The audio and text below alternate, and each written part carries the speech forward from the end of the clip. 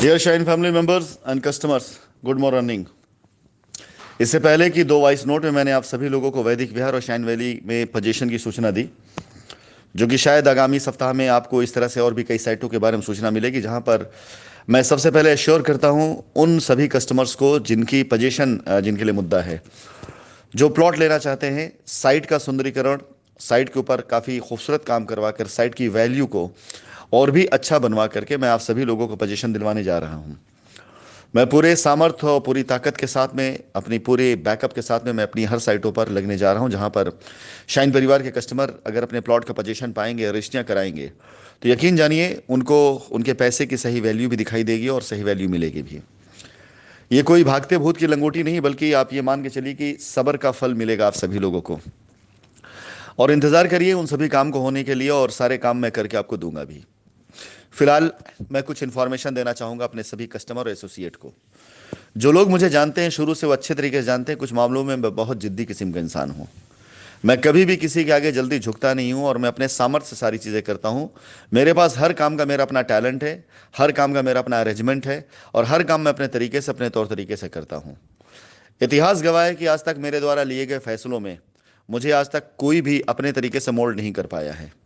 चाहे वो दबाव से हो, चाहे वो लालच से हो, चाहे किसी डर से हो, इन तीनों में से किसी भी तरह की चीज़ों से मैं ना डरा हूँ, ना किसी लालच में, ना किसी के दबाव से मैं दबा हूँ आज तक। आज मैं अपने शाइन परिवार के सभी कस्टमर्स और एसोसिएट याद दिलाना चाहूँगा कि मेरा यही एटीट्यूड था जो आप सभी लोगों के लिए जीत का कारण बनता था। 2014 में मेरे ऊपर एक कंप्लेन हुई, एक एफआईआर हुई। उस कंप्लेन एफआईआर में किसी एक महिला ने मेरे ऊपर गोमती नगर थाने में एफआईआर करी, और उस एफआईआर करने वाली महिला ने एक बहुत छोटे से अमाउंट की उस समय मुझसे मांग करी, ब्लैकमेल करने के लिए। और वो केस आपके जो आजकल कूद रहे हैं श्रीवास्तव जो वकील साहब ना, उनके पास आया हुआ था। इन सभी लोगों ने मिल करके मुझसे उस समय मुझे ब्लैकमेल करने की कोशिश करी, और मात्र 5 लाख रुपए की मांग इन लोगों ने करी थी उस समय, कि सिर्फ 5 लाख रुपए दे दीजिए, आप बदनामियों से बच जाएंगे, आप इस तरह की सारी चीज़ों बच जाएंगे। और उस महिला ने अपनी तरफ से मांग करवाई थी। मेरे सामने ऑप्शन था, लेकिन क्योंकि मैं गलत नहीं था, मैंने किसी से पैसे नहीं लिए थे, फर्जी पेपर बनाए गए थे, मैंने साफ मना कर दिया। हमारे ही लोगों ने हमें राय दिया कि सर 5 लाख रुपए की छोटी रकम देकर खत्म करिए सारे मामलात को, बिला वजह मामला तूल पकड़ेगा, बिला वजह मामला आगे बढ़ेगा। मैंने उस समय यही कहा था, अगर आज मैंने गलत के आगे सर झुका दिया तो पूरी जिंदगी गलत के आगे सर झुकाने की आदत पड़ जाएगी। मैं मुकदमा झेल लूंगा, सब झेल लूंगा, लेकिन मैं लड़ूंगा, मैं हार नहीं मानूंगा, मैं लड़ूंगा। और वो 5 लाख रुपए की डील धीरे धीरे बढ़ते बढ़ते इस स्तर तक पहुंच गई कि उसके अंदर लखनऊ का एक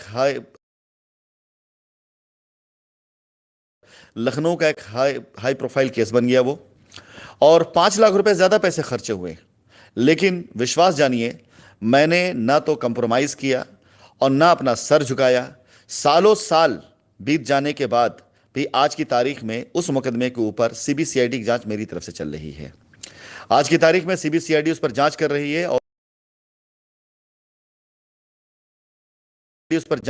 है, और उस महिला के जितने भी फर्जी गवाह थे और जितने लोग थे वो भाग गए। आज की तारीख में जांच में गवाही देने के लिए कोई नहीं आ रहा है, और पूर्ण रूप से उस पूरे पूरे मुकदमे में समझ में आ गया है कि सच्चाई क्या है। उस समय अगर मैंने 5 लाख रुपए में कंप्रोमाइज कर लिया होता तो शायद मेरे ख्याल से मेरे ऊपर वो मुकदमा ना होता, लेकिन शायद सकता है मैं गलत राह पे चला जाता और न जाने कितनी गलत चीज कंप्रोमाइज करता। इसी तरीके से मेरे ऊपर बनारस शहर से 376 का मुकदमा डाला गया। इतिहास गवाह है, बहुत से लोग इस बात के गवाह हैं, मेरे एटीट्यूड ने उस टाइम पर भी कोई कंप्रोमाइज नहीं करी। और उस टाइम पर भी कुछ ही दिन के अंदर अंदर जिन लोगों ने मेरे ऊपर एफआईआर की, उन्होंने कंप्रोमाइज लेटर डाल दिया, और उन्होंने खुद लिख करके दिया कि उनको गलतफहमी हो गई थी, उन्हें लगा कि ऐसा मेरे साथ हुआ है, जबकि ऐसा नहीं था, और उन्होंने खुद लिख करके डाला। इसमें मेरा कोई भी इस तरह से प्रयास नहीं था, और ना मैंने सर झुकाया, ना मैं किसी के आगे जाकर मैं गिड़गिड़ाया, ना किसी के आगे मैंने जाकर किसी तरीके से कोई सा कंप्रोमाइज की बात रखी। टोटल ओवरऑल सब कुछ जो कुछ हुआ वो सिर्फ और सिर्फ मेरे एटीट्यूड की वजह से हुआ, क्योंकि मैं गलत के आगे सर नहीं झुकाऊंगा। मेरे ऊपर 307 का मुकदमा डाला गया। ये 307 का मुकदमा भी मेरे ऊपर मुझे झुकाने के लिए, मुझे दबाने के लिए, मुझे ब्लैकमेल करने के लिए किया गया। लेकिन आप इतिहास गवाह है, आज मैं आप लोगों को याद दिला दूं, ये तीन के तीनों मुकदमे इतने बड़े मुकदमे थे कि जिनमें बड़े बड़े पॉलिटिशियंस हों, चाहे बड़े बड़े माफिया हों, बड़े बड़े नाम हों, कोई नहीं बचा है। एक बार जेल सबको जानी पड़ी है। लेकिन राशिद नसीम का वो सच्चाई का एटीट्यूड, ईमानदारी का एटीट्यूड, गलत ना करने का एटीट्यूड आज इस 3 तरह के मुकदमों में जो इसमें इतनी संगीन धाराएं लगी हों, उसके बाद भी अगर आज हिंदुस्तान के अंदर मैंने इतना बड़ा काम का साम्राज्य फैलाया, तो कानून का सम्मान करते हुए और ये जानते हुए कि कानून के अंदर जो सेक्शंस है वो सबके लिए होते हैं। जब किसी व्यक्ति के ऊपर ये 3 के 3 मुकदमे अलग अलग तरीके से अलग अलग लोगों ने इस मकसद से लगाए कि हाँ इसको रोक देना है, तब ये शख्स नहीं रुका। तब इसने शाइन ग्रुप की रचना कर डाली, तब इस शख्स ने इतना बड़ा एम्पायर खड़ा कर दिया। आज आपको क्या लगता है कि ये छोटे मोटे लोग इस तरह की हरकतें करके जो आपको बहकाते, डराते हैं, एफआईआर की धमकियां देते हैं, ये मुझे रोक पाएंगे मेरा कोई काम करने के लिए? जिस आदमी के ऊपर ये 3 गंभीर धाराएं, जिन गंभीर धाराओं के अंदर चाहे वो पॉलिटिशियंस हो, चाहे माफिया हो, चाहे वो किसी भी तरह के कोई हो, आज तक बड़े बड़े अप्रोच करके भी कोई नहीं बच पाया। लेकिन मैं अपनी सच्चाई, अपनी ईमानदारी और अपने ना झुकने के एटीट्यूड से मैं हमेशा बरकरार खड़ा रहा। मैंने अपने जानने वाले, अपने शुभचिंतकों को और अपने दुश्मनों को सबको एक मैसेज दिया, अगर मैं गलत होऊंगा तो अंदर जाके चुपचाप बैठ जाऊंगा, लेकिन मैं गलत नहीं हूं तो मैं किसी भी हाल में सर नहीं झुकाऊंगा। आप लोग जानते हैं मेरा इतिहास है, न जाने कितनी निगेटिव न्यूज़ मेरे बारे में चलती रही, कितनी बार मुझे भगोड़ा साबित करने की कोशिश की गई, कितनी बार मुझे फरार भाग से कोशिश की गई, लेकिन कानून के दरवाजे पर मैंने भी दस्तक दी। और 3 के 3 मुकदमों के अंदर आप खुद देख लीजिए कि सब कुछ होने के बाद भी आज राशिद नसीम आप लोगों के लिए प्रयास आज भी कर रहे हैं, और आज भी राशिद नसीम आप लोगों के लिए कोशिश कर रहे हैं। ये 3 गंभीर धाराओं के मुकदमे के बारे में कभी किसी ने चर्चा नहीं करी, जबकि आज की धाराओं से कई गुना ज्यादा बड़ी धाराएं थी। वो आज की धाराओं से कई गुना ज्यादा बड़ा उसके ऊपर आरोप था, उस समय आरोप था। लेकिन इन 3 के 3 धाराओं पे कभी किसी ने कोई चर्चा नहीं करी, कभी किसी ने कोई बात नहीं करी। और आज जहां पे लोगों को पैसे मिलते हैं 120B, 409, 420, इन धाराओं पर मुकदमा करा करा करके लोग आज जो है आपको यह आश्वासन दिला रहे हैं कि इससे फला काम रुक जाए, उससे फला काम रुक जाएगा, इससे राशिद का ये हो जाएगा, वो हो जाएगा। मेरे भाई, सबसे पहले तो ये जो लोगों ने डाला है कि 9 अगस्त को अकाउंट ओपन होने वाला है, मैं चैलेंज करता हूं, 9 छोड़ो, 10 अगस्त भी ले लो, 11 अगस्त भी ले लो, अगर इनकी कहीं भविष्यवाणी खाली इस बात पे सही साबित हो जाए, सब लोग इनका साथ दे दीजिएगा। मैं चैलेंज करता हूं कि अगर ये न्यूज़ सही है तो ऊपर वाला सबसे पहले तो न्यूज़ सही कर दे, साबित कर दे। मैं तो ऊपर वाले का धन्यवाद दूंगा, फिर बाद में इनको धन्यवाद दूंगा कि इनके जरिए मुझे न्यूज़ मिली। लेकिन यदि हो गया तो मैं आपसे कहूंगा कि बस इनको आप सबसे बड़ा स्वामी, सबसे बड़ा बाबा मान के इनकी पूजा करना शुरू कर दिए। जो ये कहेंगे वो मैं भी करूंगा, वो मैं भी करूंगा। मैं समर्पण कर दूंगा इनके आगे जिनकी भविष्यवाणी है ये।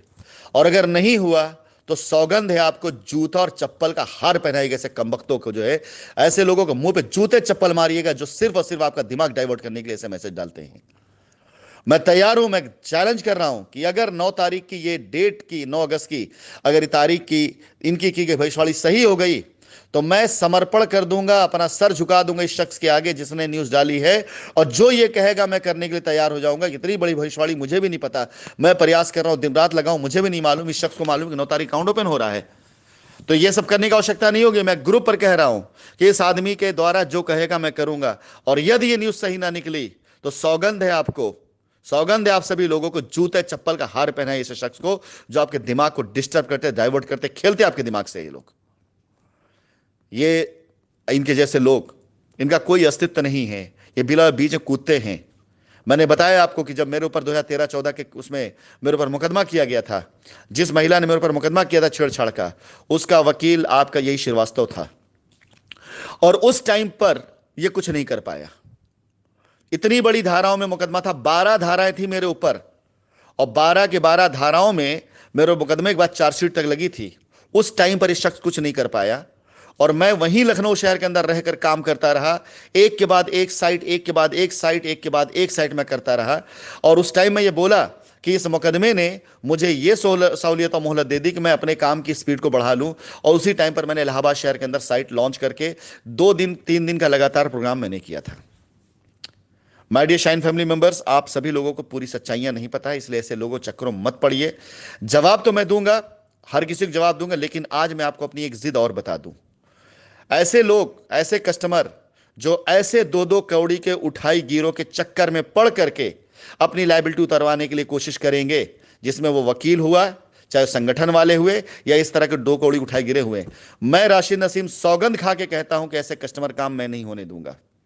इसलिए नहीं कि उनसे मेरी कोई जाति दुश्मनी होगी, बल्कि इसलिए कि यदि इनका काम हो गया तो फिर सब उसी राह पे चलेंगे। आज मैं घोषणा करता हूं, 15 अगस्त से पहले हर वो शख्स जिसे शाइन वैली और वैदिक विहार में कब्जा चाहिए, अगर उसने एफआईआर करी है, अगर वो उससे पीआईएल में गया है, अगर वो इनके संगठन में साथ में है, अगर उनकी फाइल इनमें से किसी के पास में है, उसे कब्जा नहीं मिलेगा।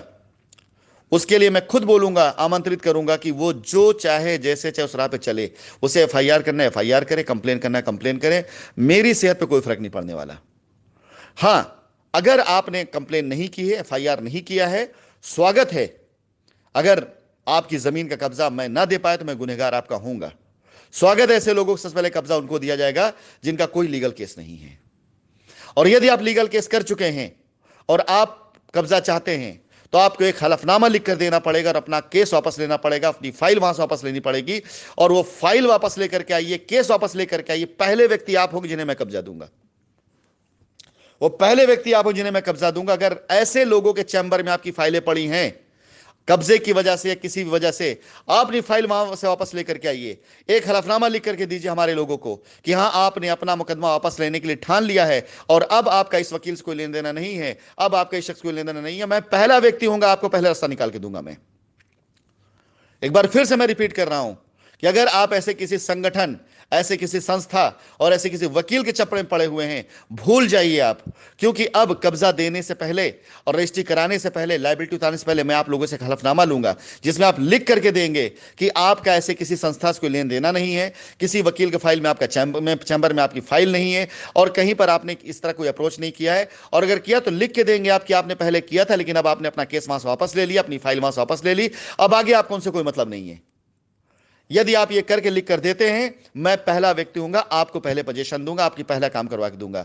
अन्यथा आप यकीन जानिए, राशिद नसीम की ये जिद है। जिस आदमी ने अपने ऊपर 376 मुकदमा झेल लिया, जिस आदमी ने 307 का मुकदमा झेल लिया, सर नहीं झुकाया, वो आदमी आज आपसे कहता है कि मैं 420, 120, 409 के मुकदमे में।